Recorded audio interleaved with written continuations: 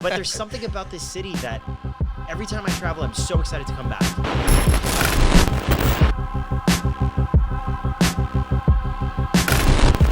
I'm interested to just participate. I'm interested in having this conversation because I'm like, I want to see more content coming out of Montreal. Yes, I think Montreal is a creator hub of the future. I think we have an enormous amount of talent here. I so agree. I think everyone's running from California and New York. And at the end of the day, like, yeah, sure, a lot of those people are going to end up in Austin, Texas, and they'll go to Tulum during the fucking elections. But what about like places like Montreal, like Vancouver, I think are going to gain a lot of traction in terms of the content.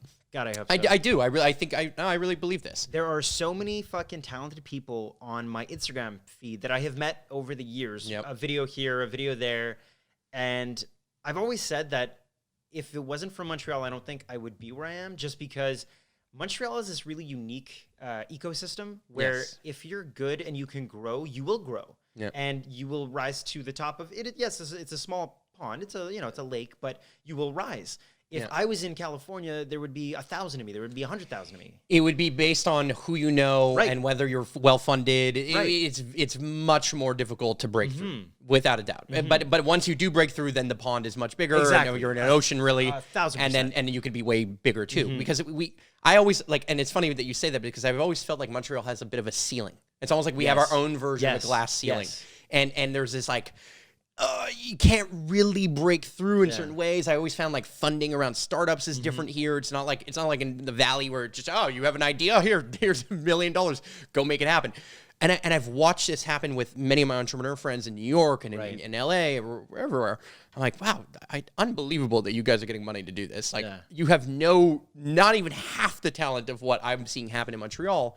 But again, it's a smaller kind of market and it has a smaller audience. But I think, again, we're starting to see this grow. Yeah. Like, I know that this podcast can start reaching way more people. It's just a question of, like, do we come together and actually start working together more? Do Montrealers start cross-pollinating a little further and stop bringing that talent elsewhere? Because I find, like, people make it here, but then they're like, I'm going to New York. I know. This is something I've thought about. It was like a brain drain. Way back when I was like, I'm going to like fantasizing about my late night talk show whenever he goes, Montreal.